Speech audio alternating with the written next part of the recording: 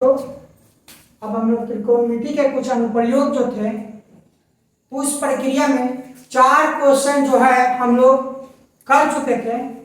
अब हम लोग 5वें प्रश्न की ओर बढ़ते हैं।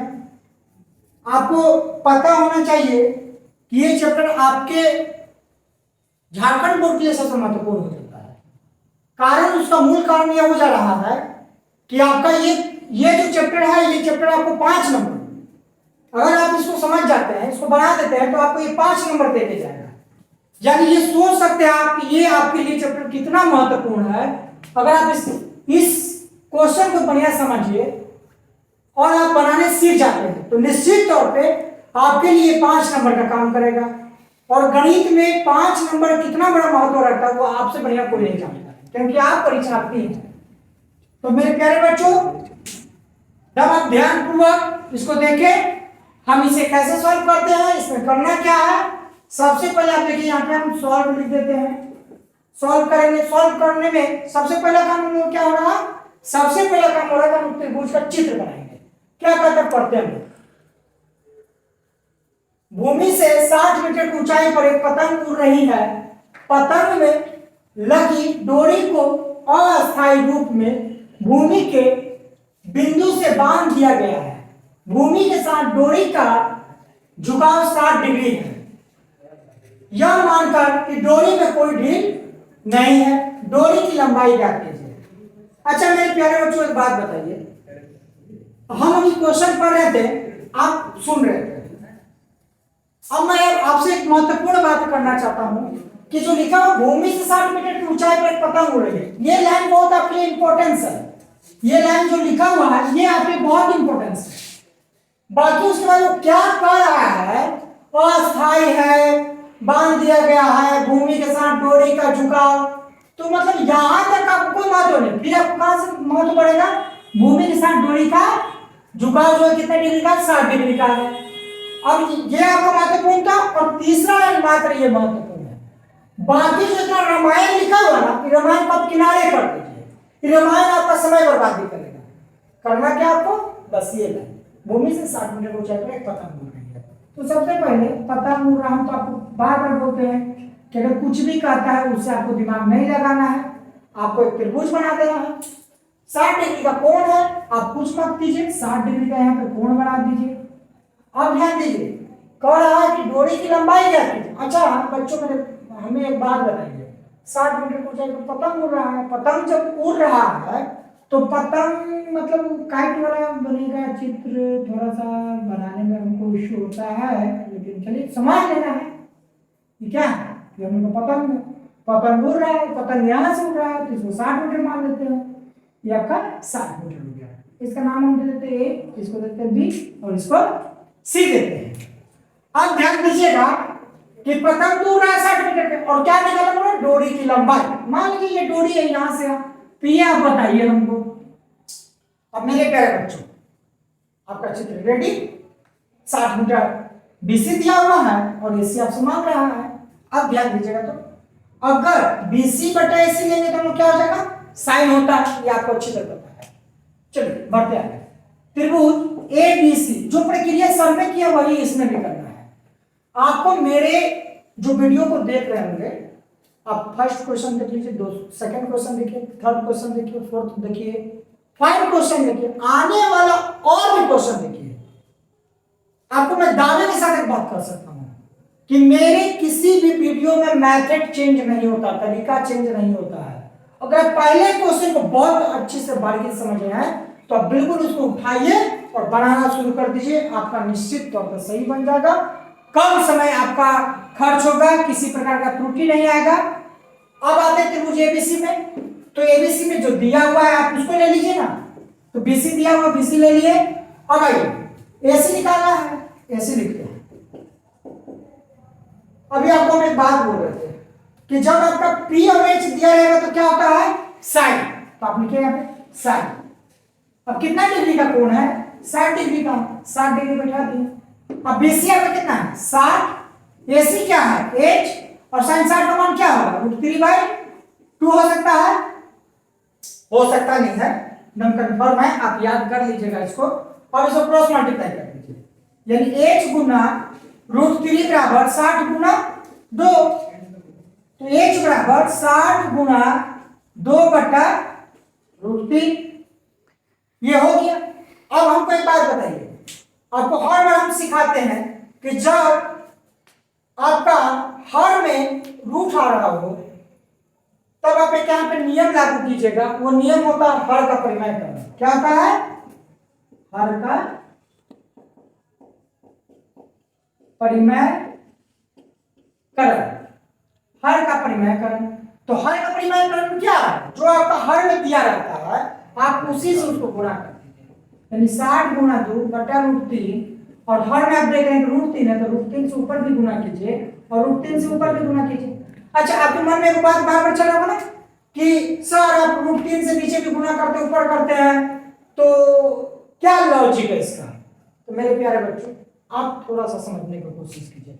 अगर किसी भी अंक में √3 से √3 को भागा दे दिया जाए तो क्या आएगा? एक आ जाएगा ना। एक को अगर किसी भी अंक से गुणा करें तो वही अंक रह जाएगा। मतलब कि ऊपर नीचे लगा देने के बाद मेरा बहुत ज्यादा ये परिवर्तन नहीं हो सकता है इसका, क्योंकि वैल्यू ही एक होता है और एक से मल्टीप्लाई करेंगे तो जो आपका यहाँ दिया रहेगा वही यहाँ रहेगा। अब ये प्रभाव क्या पड़ा? √3 लगाने से प्रभाव क्या पड़ा? तो सेक ऊपर वाला को लिख दीजिए, 60 गुना 2 गुना √3। अब देखिए √3 को √3, हम लोग अभी 5वां क्वेश्चन में बार बार एक ही चीज बोला जा रहा है। √3 को √3 से, √4 को √4 से, √5 को √5 से, √7 को √7 से, जितना भी अंक अगर ले लेते हैं उन सारे अंकों को जब गुणा करते हैं तो नॉर्मल सी बात है आपका वही अंक आ जाएगा, यानी √3 को √3 से गुणा कर देंगे तो 3 आ जाएगा। चलिए 3 लग गया। अब 3 एकम 3, अब 3 दूनी 6 यानी 20। अब 20 के पर 2 बार पढ़ दीजिए 40। अब √3 है ना, ये अगर रूट में नहीं रहता तो 120 हो जाता, लेकिन रूट में रहने के चलते रूट किनारे हो जाएगा अलग, 40 √3। अब आप फिर से प्रश्न कराइए, प्रश्न में क्या बोला था? मीटर, तो आप यहाँ मीटर लिख दीजिए। अब मेरे प्यारे बच्चों बताइए तो 40 √3 मीटर क्या निकला? क्योंकि आपका क्वेश्चन था डोरी की लंबाई ज्ञात करें, आप लिखिए यहाँ पे डोरी की लंबाई बराबर 40 √3 मीटर, ये हो गया आपका आंसर। मेरे प्यारे बच्चों 5वां क्वेश्चन बन चुका है। अब मैं आपसे एक बात कहना चाहता हूं कि आप हमारे वीडियो को लाइक कीजिए, कमेंट कीजिए और आप अपने साथियों तक, जरूरतमंद बच्चों तक पहुंचाने का प्रयास कीजिए। उन बच्चों से आप मिलिए, उनको बोलिए कि आप पहले वीडियो देख लीजिए, वीडियो अगर समझ में आते हैं तो उनको बोलिए सब्सक्राइब करने के लिए, और उन बच्चों को फिर बोलिए कि और जो जरूरतमंद बच्चे हैं उनके पास ये वीडियो पहुंचाएं। क्योंकि मेरा मात्र एक मकसद है कि वैसे ग्रामीण क्षेत्र जहां पर आज भी कहीं ना कहीं शिक्षा को लेकर एक माहौल ऐसा बना हुआ है कि बच्चे एग्जाम से बहुत ज्यादा तनाव में आ जाते हैं, डर जाते हैं, मेरा वादा है आप लोगों से 2025 का जो आप एग्जाम दीजिएगा, और अगर आपके सहयोग से ये वीडियो लगातार मेरी तरफ से जाता रहा तो निश्चित तौर पे मैं वादा कराता हूं कि इस बार का एग्जाम आपको इतना मनोरंजन में, इतना मजेदार तरीका से आप दीजिएगा कि आप उसकी कल्पना भी नहीं किए होंगे। ये मेरा आपसे वादा है। बस आप थोड़ा सा काम कीजिए कि जो हमारा वीडियो है वो जरूरतमंद लोगों तक पहुंचाएं, क्योंकि इस वीडियो को बनाने के बाद मैं इस वीडियो का केवल प्रयोग जो हूं वो कहां करता हूं? वो केवल यूट्यूब में करता हूं। यूट्यूब में करने का पीछे मात्र मकसद है कि आप जैसे जरूरतमंद बच्चों तक पहुंचे। तो निश्चित तौर पे इसका लाभ उठाने का प्रयास कीजिए। और सबसे महत्वपूर्ण प्रश्न की ओर बढ़ते हुए 7वां नंबर प्रश्न में पहुंचते हैं। 7वां नंबर प्रश्न जो है वो महत्वपूर्ण क्यों हुआ? क्योंकि मेरे मुंह से एक शब्द निकल गया महत्वपूर्ण, तो महत्वपूर्ण इसलिए आपको बता रहे हैं कि अभी जितना भी हम लोग त्रिभुज बना रहे थे उसमें क्या होता है? एक कोण बन रहा था, और आप बहुत अच्छी तरह से देख पा रहे होंगे कि इसको प्रश्न क्या बोला? भूमिया को क्रमशः 45 और 60 डिग्री है, यानी हम लोग सब क्वेश्चन क्या मिला था? एक मिल रहा था ना, अब यहाँ पे मिला आपको 45 डिग्री और 60 डिग्री। तब फिर मीनार की ऊंचाई ज्ञात कीजिए। अब देखिए बनेगा क्या, कह क्या आपका बात, भूमि के एक बिंदु से एक 20 मीटर ऊंचे भवन के शिखर पर लगी एक संचार मीनार के तल और शिखर के उन्नयन कोण क्रमशः 45 और 60 डिग्री है। मीनार की ऊंचाई ज्ञात कीजिए। भूमि के एक बिंदु से एक 20 मीटर ऊंचे भवन पर, मान लीजिए इसको भूमि मान लेते हैं, इसका बिंदु से बोल रहा है, यहां से ये हो गया आपका 20 मीटर ऊंचा जो है भवन हो गया। 20 मीटर ऊंचे भवन के शिखर, ये शिखर आपका हो गया, पर लगी एक संचार मीनार, मीनार ध्यान दीजिएगा, मीनार के तल, ये मीनार हुआ, इसका तल ये हुआ, तल और शिखर के उन्नयन कोण क्रमशः 45 और 60 डिग्री है, 45 डिग्री और 60 डिग्री है। मीनार की ऊंचाई ज्ञात कीजिए, इसको ये आपको निकालना है। अब आप इसको ए कर दीजिए, इसको बी कर दीजिए, इसको सी कीजिए, इसको डी कीजिए। आप देख पा रहे हैं त्रिभुज का जो निर्माण हमको करना था, उस त्रिभुज का निर्माण हो चुका, ए बी सी डी। अब इसमें क्या है, ए बी जो है आपको कुछ नहीं दिया गया है, बी सी आपका 20 है और सी डी जो है एच मीनार माने हैं, इसका मान निकालना होगा। अब इसमें क्या कीजिए, ए बी को आप एक्स मान लीजिए। चलिए सॉल्व करके देखते हैं इसको। आप यहाँ सॉल्व लिख लीजिएगा ताकि प्रश्न के बाद आपको दिखे कि सॉल्व लिखा जाएगा। अब यहाँ पे पढ़ेंगे, अब मेरे प्यारे बच्चों यहाँ दो त्रिभुज है ना, ए बी सी है और ए बी डी है। सबसे पहले लोग क्या लेंगे, पहले लेंगे त्रिभुज ए बी सी में। आइए देखते हैं इसको। इसमें क्या है आपका बी सी और ए बी को मान लीजिए। आप लीजिए सबसे पहले बी सी बटा ए बी। अब आप ध्यान दीजिएगा, ये P हो गया, ये B हो गया। P बटा B किसके लिए होता है, टेन के लिए होता है। आप एकदम आसानी से बता सकता है कि सर टेन होगा, तो टेन अंदर का त्रिभुज का अपन बात करें ना, तो 45 डिग्री अंदर, देखिए अंदर में क्या दिखाया है 45 डिग्री। और BC आपका क्या है, अब चित्र में देख पा रहे होंगे, BC आपका 20 दिया हुआ है, AB आपका x है और टेन 45 का मान 1 होता है, यानी x इक्वल टू क्या निकल गया आपका 20। ये आपका इक्वेशन 1 हो गया, यानी समीकरण 1 हो गया। अब हम लोग बढ़ते हैं दूसरे त्रिभुज की ओर। तो सबसे पहले आप लिखना सीखिए, यहां लिखाएगा पुनः, यानी फिर से त्रिभुज किसमें, ए बी डी में, ए बी डी में। अच्छा मेरे प्यारे बच्चों एक बात बताइए, आप ये भी बोल सकते थे सर आप ए बी डी लिए हैं दूसरे बार त्रिभुज में, तो ऐसा क्या नहीं किया सर कि आप ए बी सी तो ऑलरेडी ले चुके थे, ठीक तो ए बी डी लिया जा सकता है, क्योंकि अगर इसको हम साइलेंट कर देंगे तो फिर मेरा दूसरा त्रिभुज, त्रिभुज कब बनेगा, त्रिभुज तो हम लोग इसको ना कहेंगे जब तीन भुजा आके आपस में मिलेगा और कोण का निर्माण करता है, तब त्रिभुज होगा। इसके लिए हम क्या करेंगे, पुनः त्रिभुज ए बी डी में देखेंगे। ए बी डी में क्या देखेंगे, सबसे पहले हम बी डी लिखेंगे, बी से डी बटा और उसके बाद ए बी। अच्छा थोड़ा सा बच्चों आपसे हम बात करना चाहते हैं, इस कंसेप्ट को आप क्लियर कर लिए, हमेशा के लिए आपको काम आएगा। क्या कहता है कि ये लाइन जो है आपका बीडी है, तो बीडी का क्या होगा, बीसी प्लस सीडी। बड़े समझिए इसको, बीडी यानी यहां से आप पूरा बीडी हो गया और इसके बीच में दो भुजा हो गए ना, बीसी प्लस सीडी, इसलिए हमने दिया बीसी प्लस सीडी। अब ध्यान दीजिएगा, बीसी का मान आपका 20 था और सीडी का मान नहीं है तो h होगा, तो बीडी का क्या लिख सकते हैं हम, 20 प्लस h लिख सकते हैं। अब आपका P और P ले रहे हैं, तो P और P है तो 10 होगा, तो आप लिखिए यहाँ पे 10, 45 डिग्री काम कर चुके हैं, तो आप 60 डिग्री में आइए, 60 डिग्री ले रहे हैं।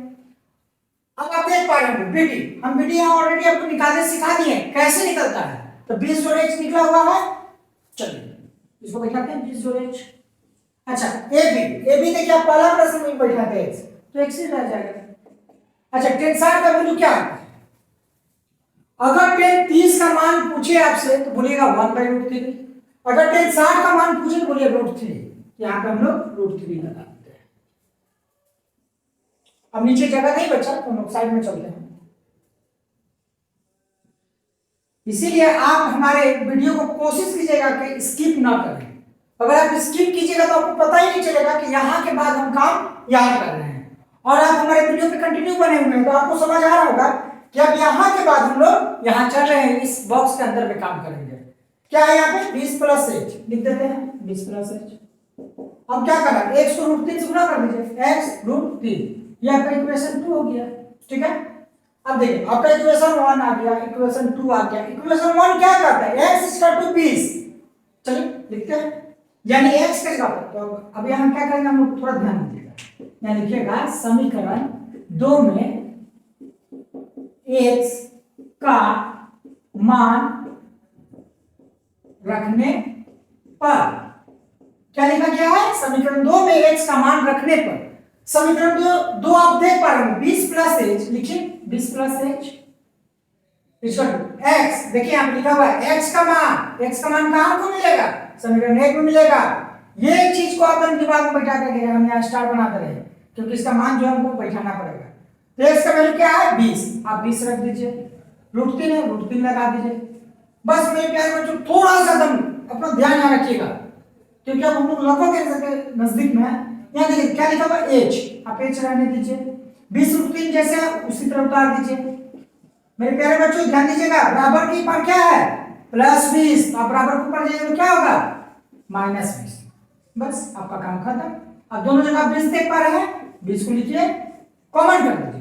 जब 20 से निकल जाएगा बच्चों तो क्या बचेगा √3 माइनस।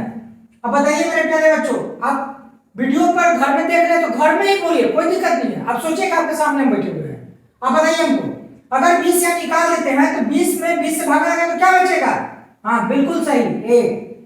अब लिखिए, अब अगर इस प्रश्न में कहता कि √3 का मान दिया गया है तो फिर हम लोग आगे बढ़ते हैं। प्रश्न में तो ऐसा कुछ लिखा नहीं था, आपसे सीधा पूछा मीनार की ऊंचाई ज्ञात कीजिए। अब मीनार की ऊंचाई को हम लोग क्या माने थे, h माने थे, और h का वैल्यू क्या आया 20 ब्रैकेट में √3 माइनस हुआ। ये आपका आंसर यहाँ पे कंप्लीट हुआ। लेकिन मेरे प्यारे बच्चों घर से भी टोक दीजिए हमको कि सर सब ठीक है, मीटर वाला लिख दीजिए।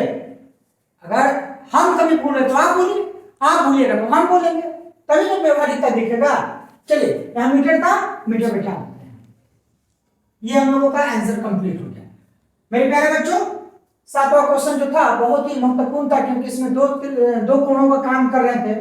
अब इसी प्रकार से अगला जो क्वेश्चन होगा, प्रश्न होगा, हम लोग उसको लेके आते हैं, क्योंकि जो आपके परीक्षा से संबंधित महत्वपूर्ण प्रश्न होंगे मैं उन्हीं के साथ वीडियो पर आपको मिलूंगा। बाकी का बहुत सारा वीडियो आपको मिलेगा, लेकिन हमको उससे कोई मतलब नहीं है। हम आपको गणित का पूरा किताब पढ़ाने नहीं आए हैं, हम आपको आपके एग्जाम में कम समय में अधिक सफलता, आप बढ़िया व्यवस्था के साथ डिवीजन जो होता है यानी 60% बोलिए, या फिर जो कहते हैं कि अपने जिला लेवल पर टॉपर होना, स्टेट लेवल पर टॉपर होना, अगर मेरा जो प्रयास है आप उससे उस पर केवल आंख मूंद के चलिएगा तो आप जिला में टॉपर कर जाइएगा। लेकिन आप इस प्रयास में थोड़ा सा मेहनत कर दीजिए तो मुझे पूर्ण विश्वास है कि आप स्टेट टॉपर के पंक्ति में आ जाइएगा। उसके लिए हम लोग बीच बीच में आपका मार्गदर्शन करते रहेंगे, आपको बीच बीच में हम अपनी तरफ से कुछ क्वेश्चनों को प्रोवाइड करवाएंगे जो आपके तैयारी को और चार चांद लगाएगा। चलिए अगले वीडियो में मिलते हैं, अगले क्वेश्चन के साथ मिलते हैं। पुनः हम लोग इस प्रश्न के 9वें नंबर पर चलते हैं। 9वां नंबर प्रश्न जो है वो आपको अगले प्रश्न से भी थोड़ा कठिन होगा। आपको नहीं घबराना, मेरा शब्द भले कठिन है, लेकिन जिस तरीके से मैं आपको बता रहा हूं वो तरीका आपका गलत नहीं हो सकता। उस तरीके से आप जब बनाइएगा ना, ये कठिन प्रश्न आपको एकदम सरल लगना शुरू हो जाएगा, और सरल लगने के लिए ही हम लोग इस वीडियो का निर्माण किए हैं। तो अब देखते हैं, सबसे पहला काम हमको क्या करना है, प्रश्न को पढ़ना है। अब प्रश्न को तब तक आप पढ़िए जब तक कि प्रश्न आपको खुद ना बोलना शुरू कर दे कि आप ये कीजिए। जैसे देखिए, एक मीनार के पाद बिंदु से एक भवन के शिखर का उन्नयन हो, एकदम बढ़िया समझिए। यहाँ का पूरा मीनार का पाद बिंदु, अब आप एक मीनार मान लीजिए, ये इसको मीनार मानते हैं, इसको भवन मान लेते हैं, ठीक है। मीनार का ये हो गया पाद बिंदु का, ये होगा भवन का।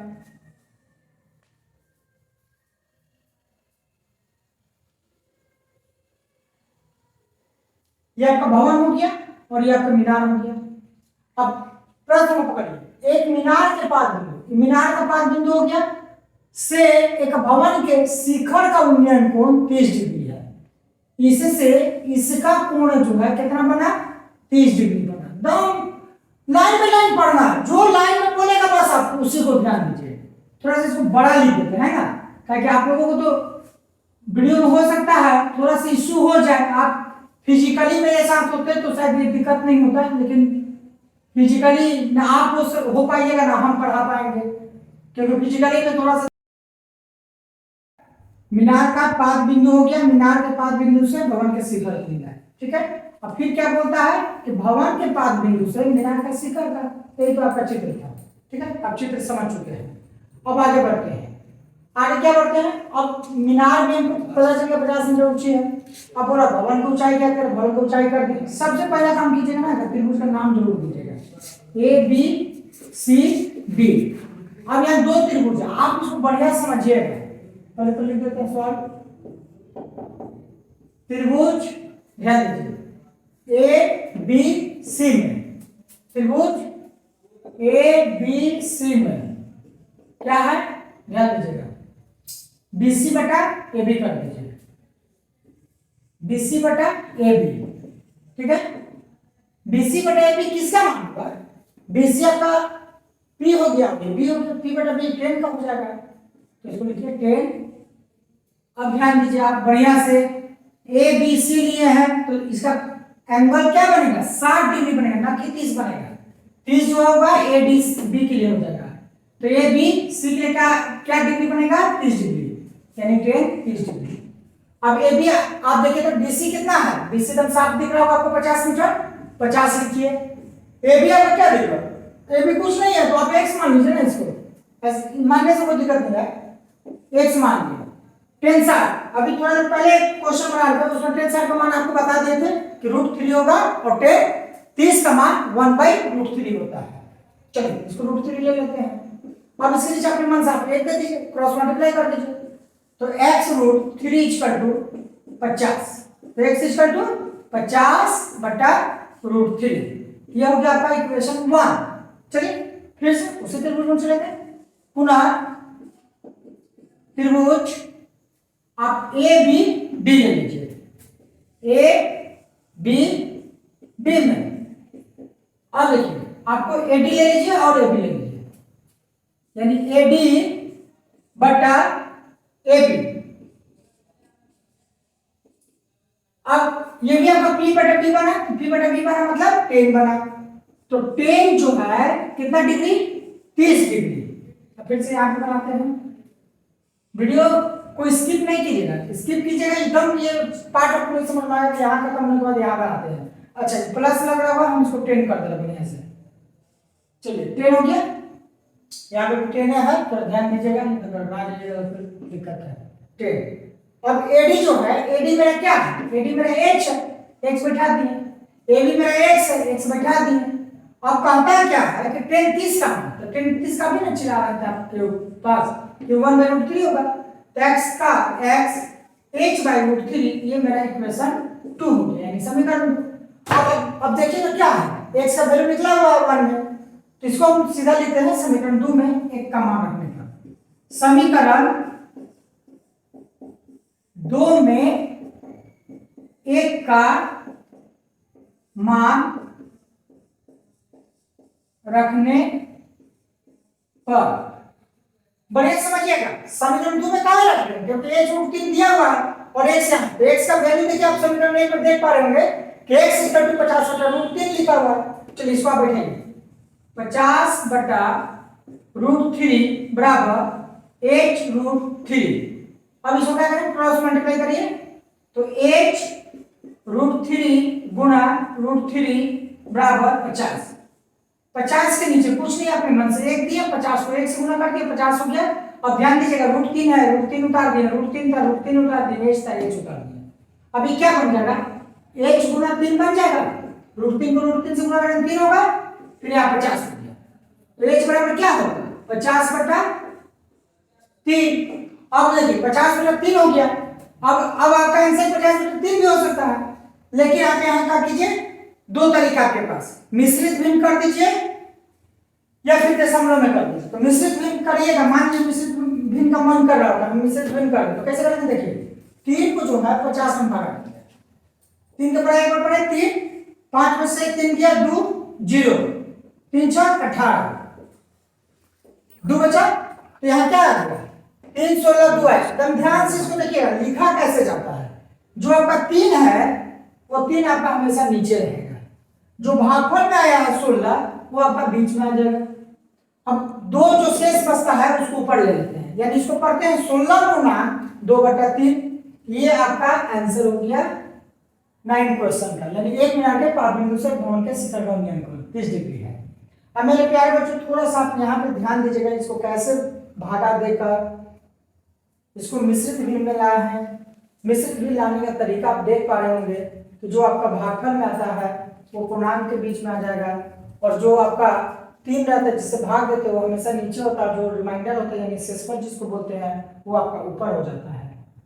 आप देख रहे होंगे कि ये प्रश्न बनाने से पहले कितना कठिन था, लेकिन जब बनाने की प्रक्रिया को हम लोगों ने अपनाया और बनाना शुरू किया, स्टेप बाय जब स्टेप वीडियो को आप भी देखिएगा और उसको आप एक बार अपनी कॉपी पर, इसको नोटबुक पर आप नोट करते चलिएगा, साथ में चित्र पर ध्यान रखिएगा, तो निश्चित तौर पर आपको लगेगा कि ये बहुत ही आसान प्रश्न था। मैं आपके उज्जवल भविष्य की कामना करूंगा। आप बिल्कुल जैसे यहाँ पर आपको बताया जा रहा है, मेरा पूर्ण प्रयास और पूरा प्रयास है कि यहाँ पर जो भी मैं आपको ऑनलाइन के माध्यम से बताता हूँ, वीडियो के माध्यम से बताता हूँ, वो ऐसा हो कि आपको तो महसूस हो जाए कि मैं आपके बगल में बैठकर आपको समझा रहा हूँ। मेरा यही मुख्य उद्देश्य है। आप बहुत बेहतरीन तरीका से समझे इसको, और इसको बनाते हुए आप अगर आपकी परीक्षा में ये प्रश्न आ जाता हो तो ये आपका वीडियो जो है कम से कम 5 नंबर आपका श्योर करा दे। फिर मैं पुनः आपसे एक बार आग्रह करूंगा प्यारे बच्चों, क्या आप हमारे वीडियो को लाइक करें, सब्सक्राइब कर दें, कमेंट करें, और भी आपको अगर लगता है किसी टॉपिक पर या किसी प्रश्न पर अगर किसी प्रकार का भी कोई उलझन लगता हो, कोई समस्या दिखता हो, आप बेफिक्र आप हमको कमेंट बॉक्स में लिखें, मैं उसका तुरंत सॉल्यूशन दिखाऊंगा कि क्या कर सकते हैं हम लोग। और अगर आपको चाहे वो हिंदी हो, इंग्लिश हो, चाहे आपका सोशल साइंस हो, चाहे आपका साइंस हो, अगर कहीं कुछ इश्यू होगा तो आप बेहिचक लिखिए, मैं आपको एकदम उसका सॉल्यूशन समाधान दूंगा। और आप मन लगा के एकदम पढ़ते रहिए। मेरा ये कामना रहेगा, मेरा ये उम्मीद रहेगा आप लोगों से कि आप अपने रिजल्ट को बेहतरीन तरीके से प्रस्तुत कर पाए मेरे मदद के द्वारा। हम लोग अब इस प्रश्न के सीरीज को यहीं पे समाप्त करते हैं और हम लोग नए चैप्टर के साथ, नए जोश के साथ फिर मिलते हैं। धन्यवाद।